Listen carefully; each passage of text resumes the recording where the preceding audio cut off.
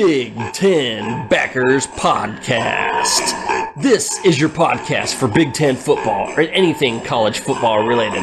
From Jim Harbaugh's shirtless escapades to Brett Bielema's hog-sized waistline with Ryan Day's beard dye and anything else in between.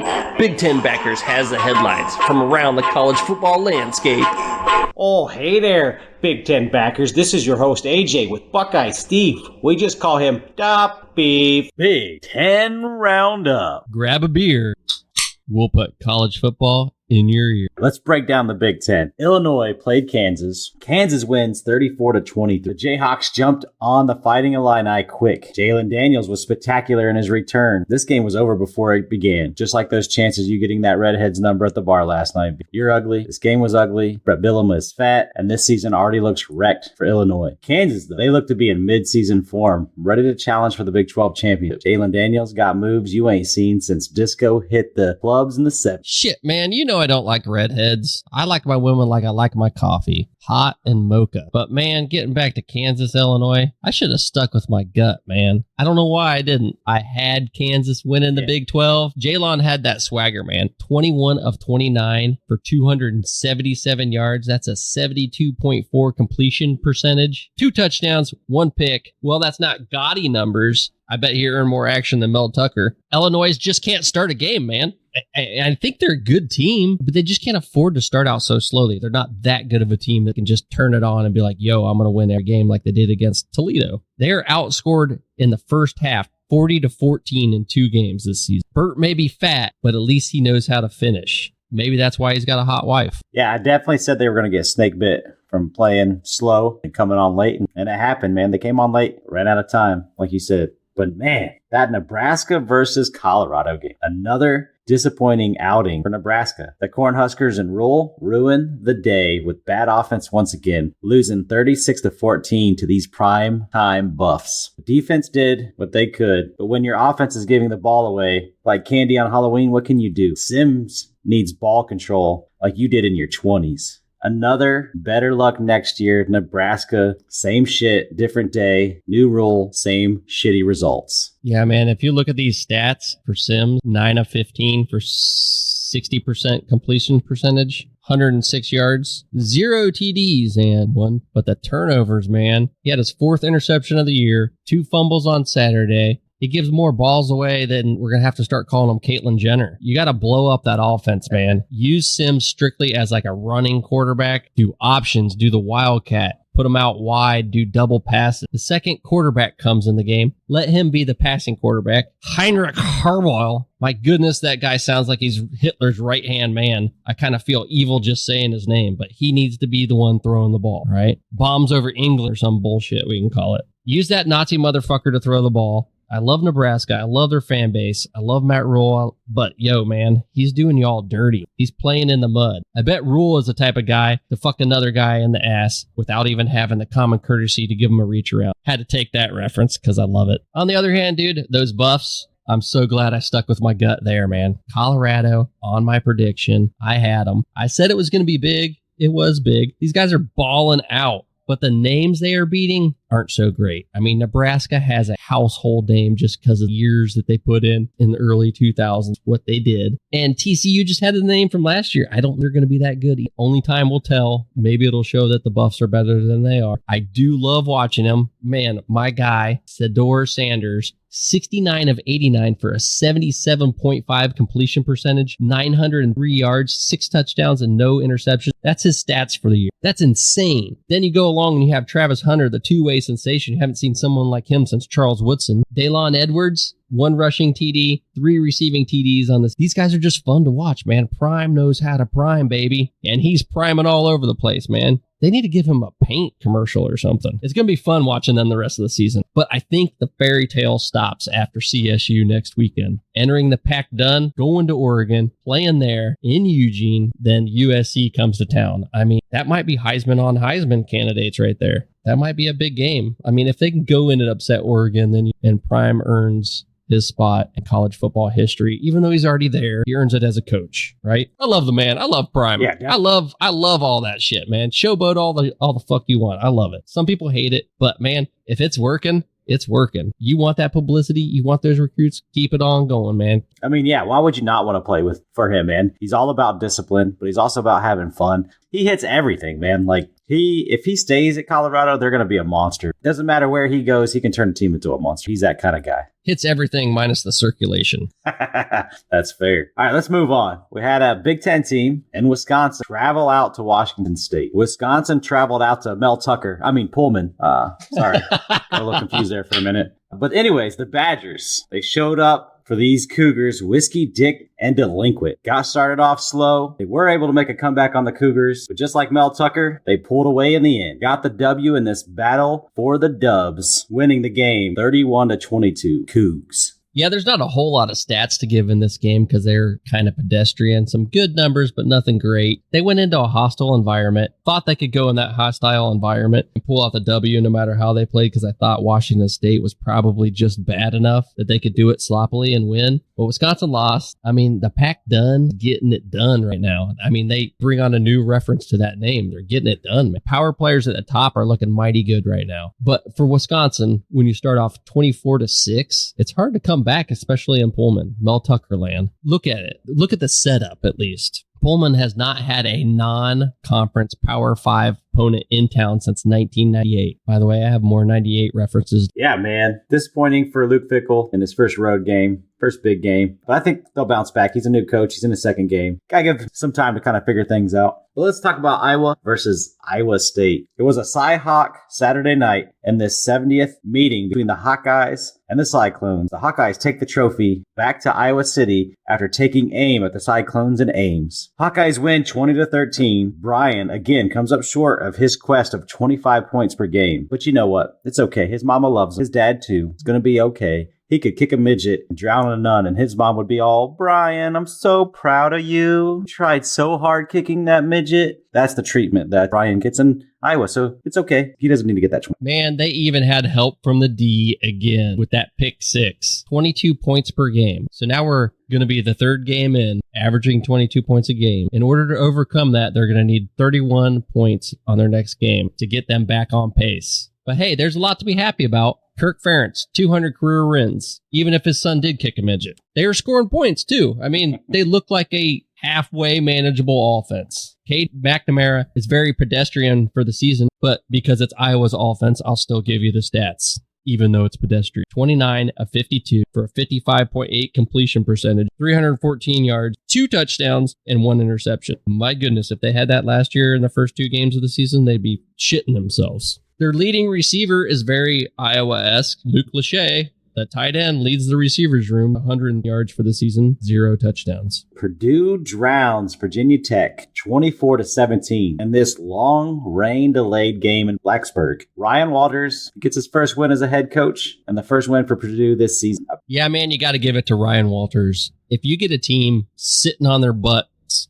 for damn near 6 hours and they still come away with the win, that speaks volume to the team leadership and to the control they have in the locker room, man. Just think about it, as a high-end athlete like that, sitting there for 6 hours. You've been all juiced up, ready to roll. All your endorphins are like out the window now. Now you're cramping up. Now you're getting all, and you're wet from playing in the rain. They had to change their uniforms or something. They're away team, so who knows what they had back there in the locker room. And Blacksburg is not an easy place to play. That's another hostile environment. If you haven't looked up Enter Sandman, it's fucking awesome. You should do it right now after the podcast, of course. I mean, Hudson Carr had a great game. 238 yards and a rushing TD. It's no Sador Sanders or Caleb Williams, but man is putting up good numbers. Last week, it was like around 250-ish in the loss to Fresno State. So this is a team you got to watch out for. They're going to be dangerous. That Ross-Ade Stadium's a cool place to play at night if they get a big team there too. So just something to keep an eye on. It's still a good team. A lot like Illinois. It's a good team. They're going to win some games and they might win some that they shouldn't. Yeah, that definitely is a great place to play. Great environment. Man, let's talk about those cupcakes. Crappy ass, fucking leftover, stale ass cupcake game. But Brett Bielema, he'd still eat them just the same. So we'll break down some of those scores. Ohio State beats Youngstown 35-7. Obvious low score. I got to go quick on that, man. That's a FCS school. That speaks volumes of what's going on with their offense. You got to put up more points. Other people are, you want to put up 50, 60 points against a school like that. That looks terrible. Oh, completely agree. Indiana dominates Indiana State. Go figure. 41-7. And that Penn State big win over Delaware, that 63-7, that's kind of the score I was looking for out of Ohio State. Penn State looking good, man, with their Ohio boy back there at quarterback, Drew Aller. Well, Michigan took the bet to UNLV, winning a 35-7 game. Yeah, and Northwestern, I was put on the line to call this, and man, I called it right. I thought this is their one chance to win a game against UTEP, and they did it, man. They did it in blowout fashion, 38-7. So congrats, Northwestern. Get to those showers, boys.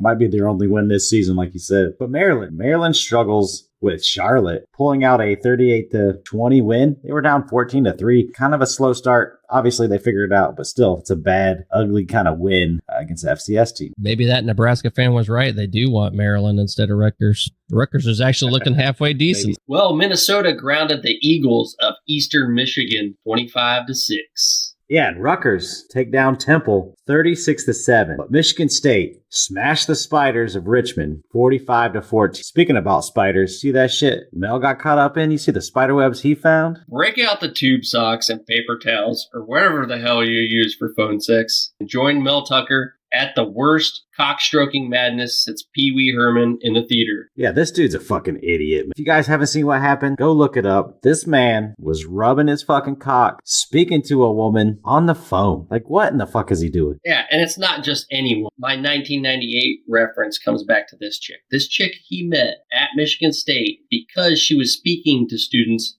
on sexual harassment. In 1998, she was gang raped by a football team. Now, I don't know the details of it. I don't know what team it was or anything like that, but that's why she's there. Now she speaks for it. She's a motivational speaker. She's trying to give awareness to this type of stuff. How the fuck does this situation unfold? Rubbing his fucking dick off to a sexual assault response person. Like, what in the world is that, man? The dude's a fucking idiot. You thought he was a bad coach. You thought he couldn't recruit. He's an even worse human being. Man, this speaks conspiracy theory to me. I mean, it's just too set up. The dominoes are falling. He's getting paid $10 million a year. And he's a terrible coach. The team is terrible. He had one good year off the backs of a great running back. And now it's falling apart. So is someone paying this chick, maybe she's a bombshell, paying this chick to go, hey, get him on record doing some nasty shit so that we can get rid of him? Do you think it would go that far? No, I just think he's a douchebag, man. I don't think there's conspiracy behind it. He's just your average fucking dude out there doing dirty shit. I think he just got caught up in his own shit. How the fuck does that not scream red flags, like, in your head? How can you be like, yo, I'm going to go hit on this bitch that's been gang raped by a football team, and I'm going to ask her to do sexual? How does that happen?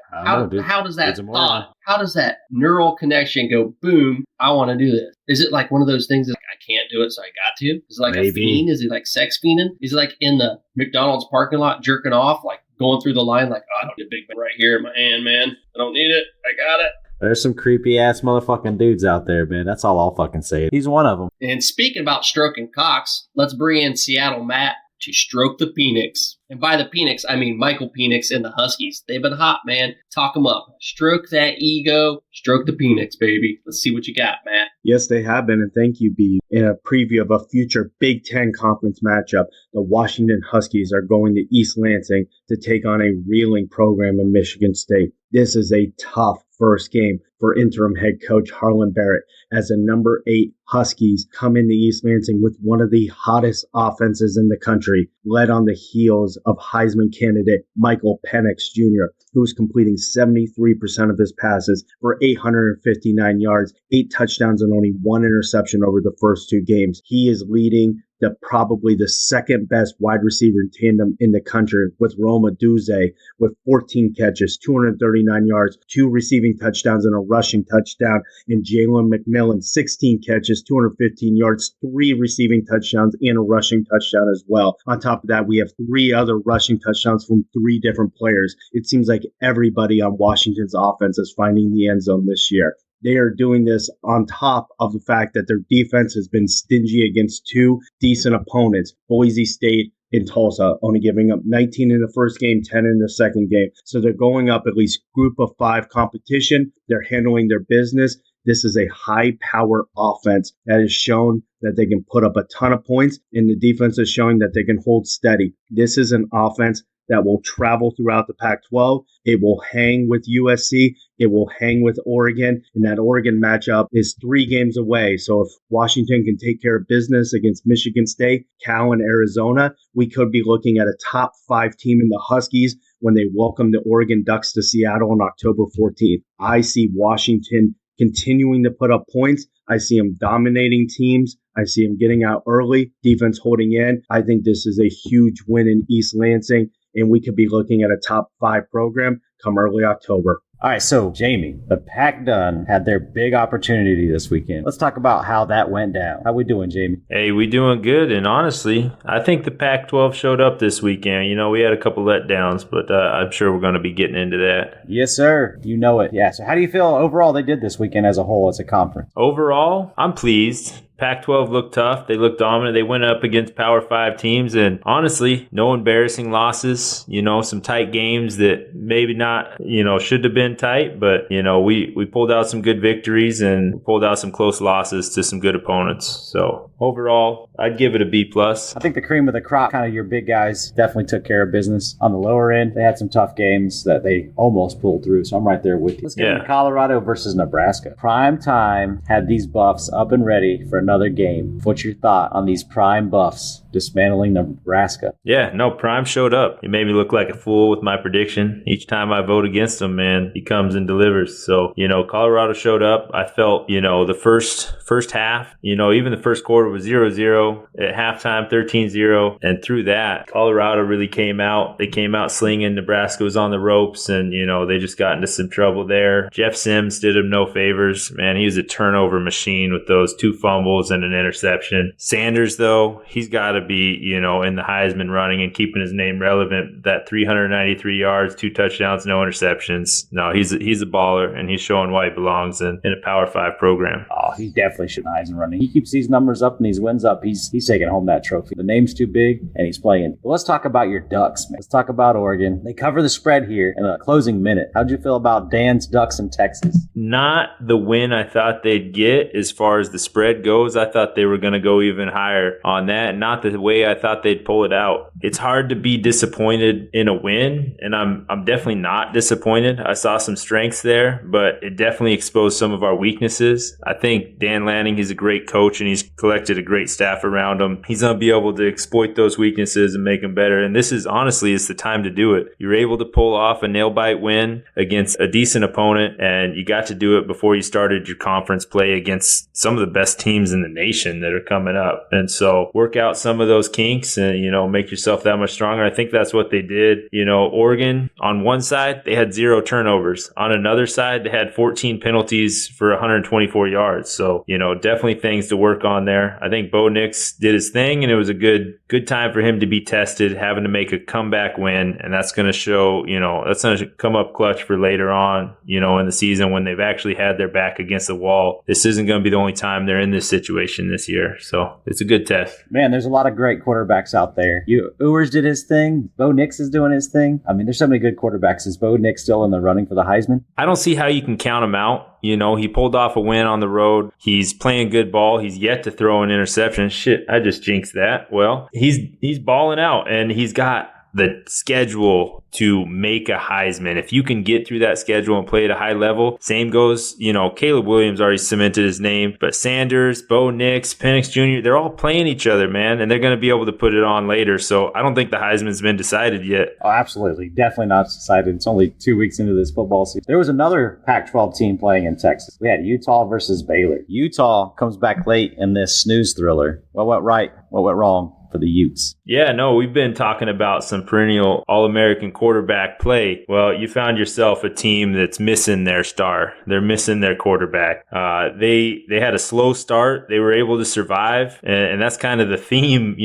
amongst, the Utah, Baylor, the Oregon, Texas Tech, is that they survived and they get to keep moving forward in their chase for a championship. I believe Utah's there. They got the defense. They played against a team that they should have beat, especially after Baylor's embarrassing loss, but they traveled on the road against a Power 5 opponent that, is soon going to be one of their conference opponents starting next year. But they went on the road. They got a W, slow start. Once Cam Rising gets back, I think they work out those kinks and, bring it all together. And they're going to continue to be a playoff, hoping for a championship team. Maybe that pass interference gets called. Maybe they don't win, but that's a story for another day. I guess the what ifs don't really matter. The game's in the books. So Washington State, they had a huge game. The Cougs drowns down the Wisconsin Badgers. This win was huge for Washington State. Coach Dicker stated after the game that Washington State belongs in the Power 5. Educate me on these Cougs, Jamie. Yeah. No, the Cougs play with pride.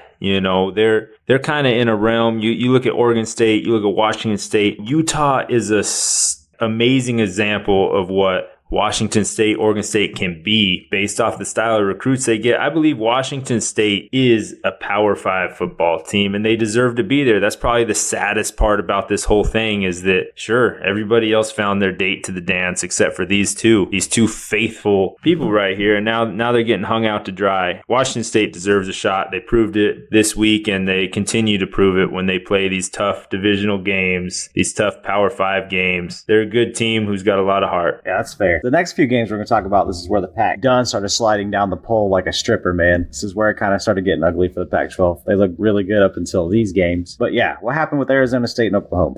Arizona State, Oklahoma, that was the biggest loss the Pac-12 showed. I picked Arizona State going into this. It was my coin flip game that could have went either way. It was a close game, throughout the first half, 15-10. But you want to look at what went wrong? They turned it over on down 3 times in the second half, and their longest drive was 37 yards in the second half. You look at that, unable to produce on offense and unable to convert those fourth downs. That's what put them in the grave there. That's what gave them a loss. Until they can figure out how to get this freshman quarterback going, how to get this Kenny Dillingham team moving forward, that's where they're going to end up. Overall, not a totally embarrassing loss. They were in it till the very end. And so, yeah, I don't look at it as embarrassment, but it definitely wasn't the best showing for the Pac-12. No, they definitely fell apart in the second half. Cal and Auburn, man, really low scoring game. What you got on this? Man, Cal, Auburn, low scoring game, but it was a good game. Cal was in it. They lost by 4, but you look at that second half, they missed 2 field goals and they threw an interception at the 18-yard line of Auburn. They were in it. They were close. They had their shots. That game could have went either way. It didn't. I was proud of what Cal put up against Auburn. 2 teams that definitely not at the top of their conferences this year, but they fought hard against each other, both 2 Power 5 programs, and I thought they did a good job. Yeah, Arizona had a tough road trip. They had to go all the way out to Mississippi State. They couldn't really handle those cowbells, and they got belled all the way back to Tucson, man. What happened? Hey, everybody needs a little more cowbell. That's what I heard, and maybe they had a little too much because they were in it. They fell asleep and then they had to fight their way back, and hell, they almost did. They forced an overtime and they just couldn't get the job done. It's really hard to overcome 5 turnovers, which is what Arizona did, and to make an overtime game happen on 5 turnovers, you're looking pretty good. You got some stuff to work out. Yeah, that's kind of scary. Speaking of scary, this USC defense starting to look like they're figuring out for the Trojans. Break down that defense for me in this USC Stanford game. Man, USC, they're earning their ranking right now, man. I thought this was going to be a much, much closer game against a conference rival. They were in their second unit starting the second half. Caleb Williams put up, I think it was 49 points in that first half.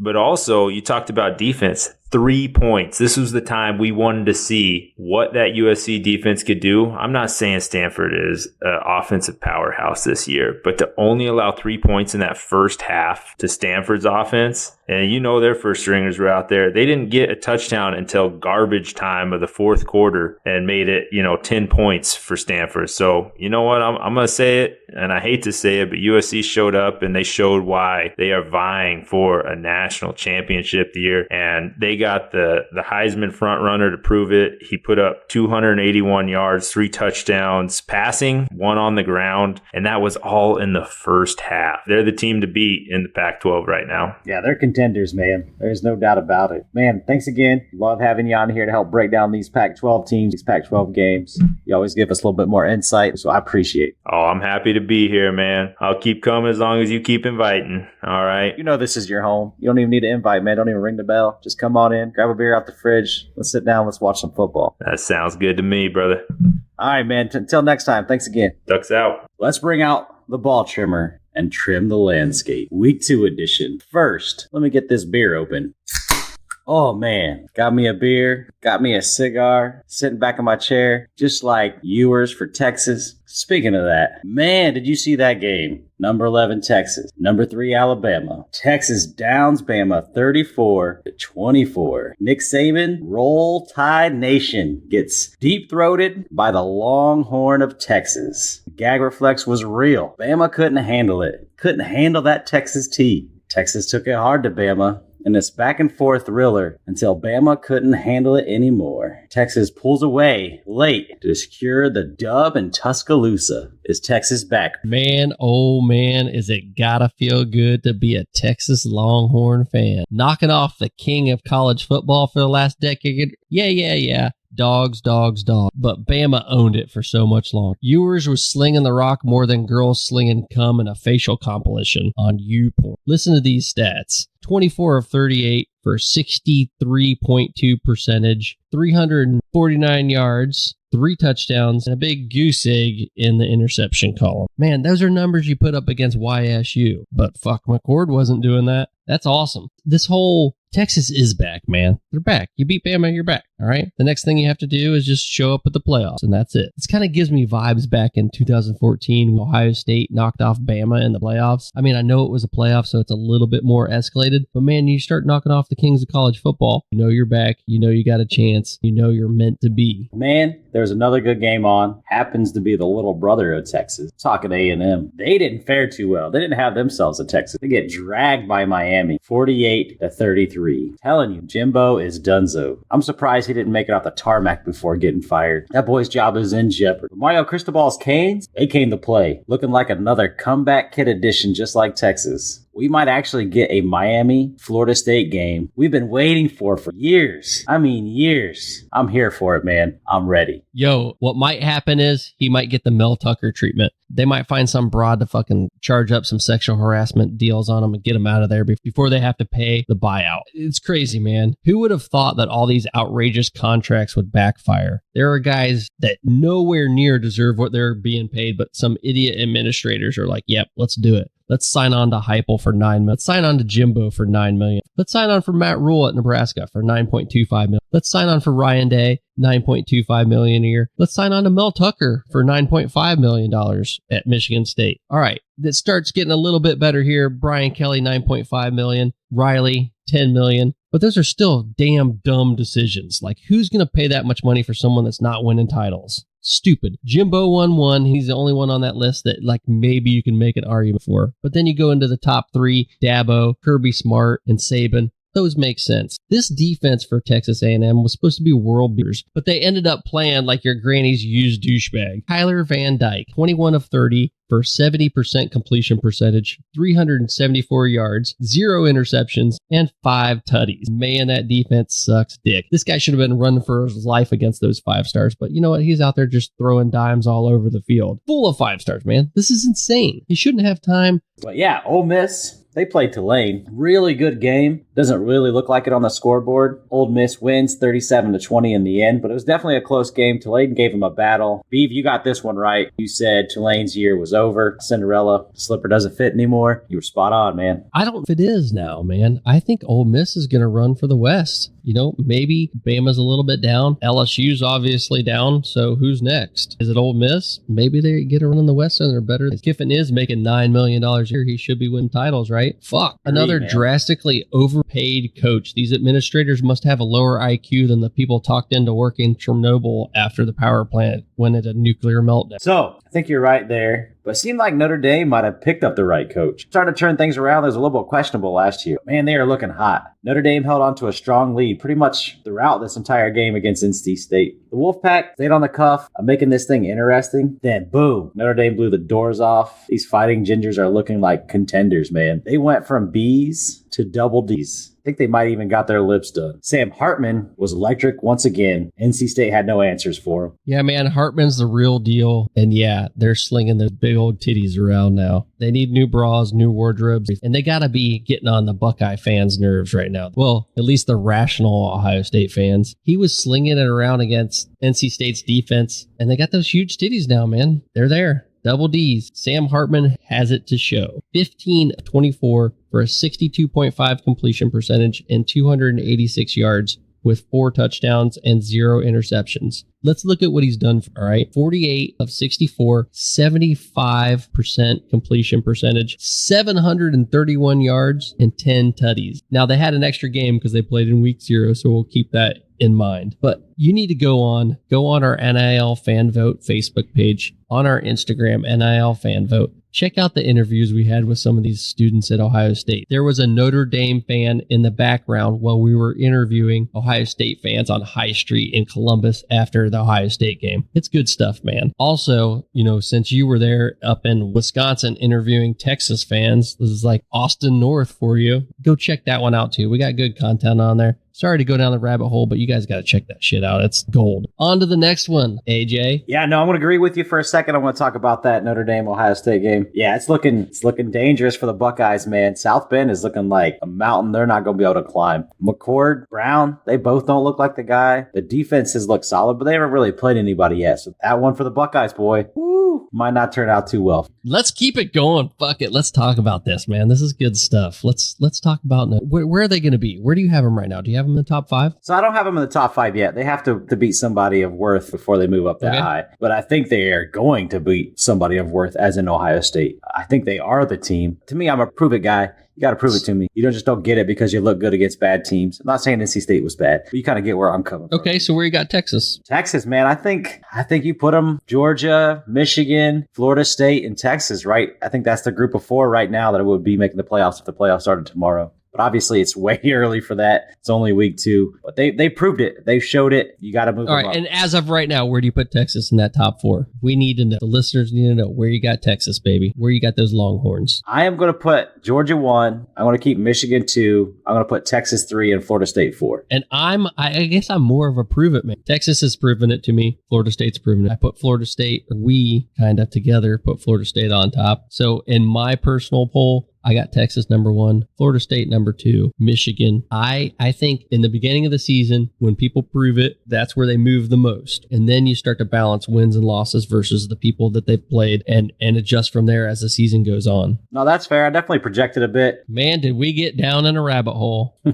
Always got to have a good rabbit hole. Hey, let's go on. Let's talk about Oregon. Let's talk about Texas Tech, Utah, and Baylor. We'll break down the Baylor game first. It was a slow game, man. It was like someone put the slow motion on, kind of got put to sleep by Utah and Baylor. No real action for a long time in this game. But just like any good porno, the last 5 minutes is always the best. But Utah gets an interception late, put this game away. And Oregon was also in a dogfight. Boy, they had to hold on like Mel Tucker, holding on to his dick during a phone conference. Oregon had a 1-point lead. They grabbed an interception at the end to secure an 8-point lead. Kind of interesting. They would have been under on the score, so this made a lot of bettors either happy or mad because that put them over on the over and under. But yeah, like when he got that interception, he should have went down because when he scored, he gave Texas Tech the opportunity to tie things up, and they almost made things interesting. The last play of the game was a pass in the end zone. They didn't catch it, but if they catch that, get a 2-point conversion, who knows what happens. You got to get down, man. Got to get down. Get down. I mean, the coaches were yelling for it and everything, and that's what you do. But Vegas had this right, man. I mean, even though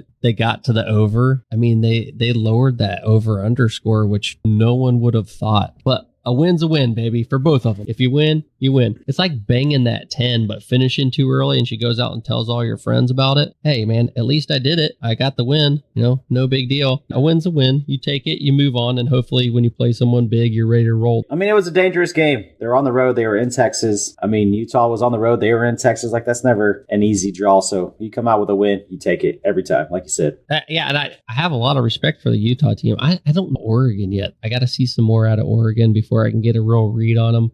I know our boy Jamie wants to tell us how Bo's going to win the Heisman, but there's way too many candidates out there right now for Bo to even be in the conversation. But yeah, USC, man, their defense finally looked good. They played Stanford. They put it on them. They drummed them on offense, drugged them on defense. Caleb Williams.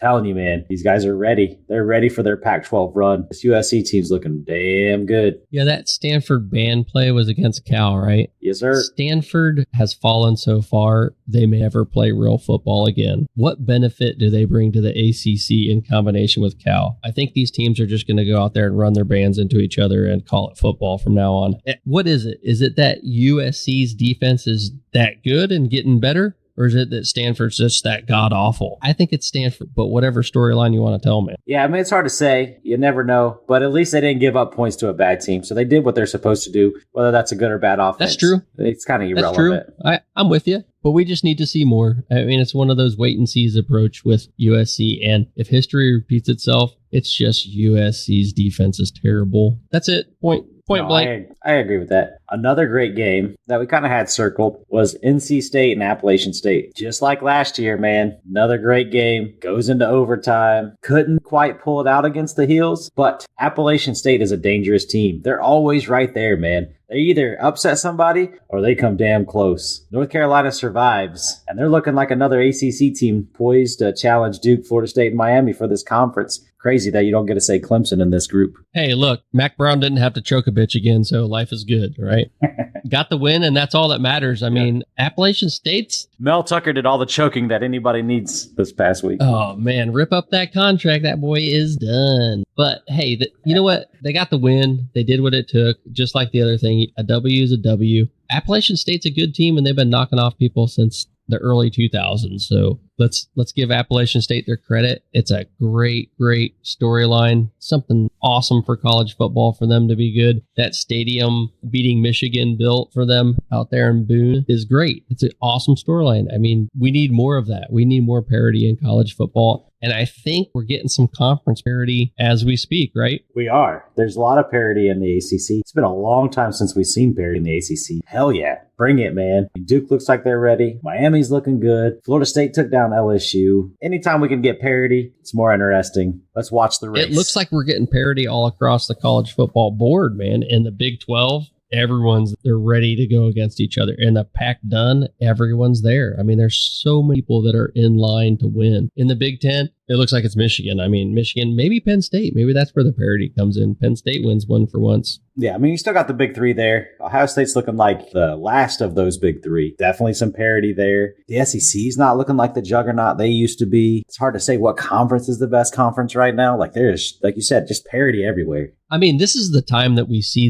those conference-on-conference matchups until the bowl games, right? We have to make our judgments now. Once they get into, another week, then they're going to be all in conference play. So we're not going to see any of these matchups. So right now is how we compare the conferences against each other. We got to take a look at it. Who's your best conference right now? Man, if you're saying top to bottom. Top to bottom. Man, still going to stick with the Pac-12. I think they're the thickest. They're bringing that girth this year. Now, I don't know if their cream of the crop is as good as the SEC's, but as far as many teams that are competitive, I think they're right there with the SEC. I mean, with the exception of Georgia, I don't know where is the cream of the crop in the SEC. Who are you saying is the cream of the crop? I mean, Alabama just lost to Texas. LSU just lost to an ACC school. Well, Georgia to me is the cream of the crop. They're that one team. Like I don't know if anybody in the Pac-12 is as good as Georgia. Touche.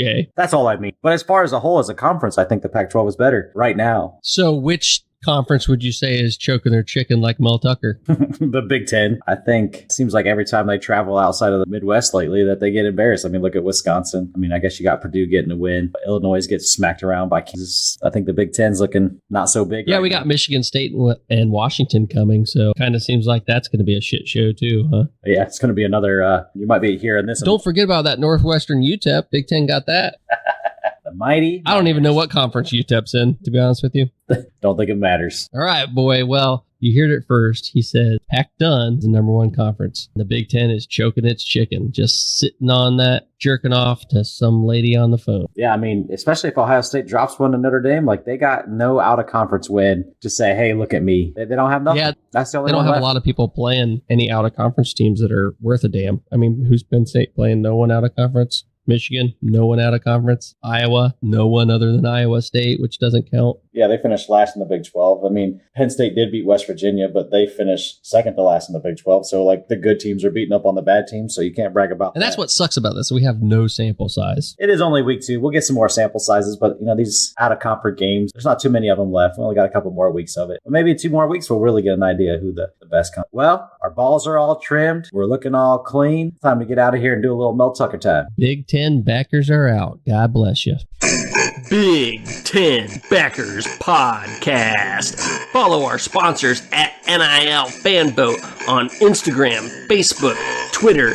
Also visit the website nilfanboat.com. Oh, no Midwest goodbye today.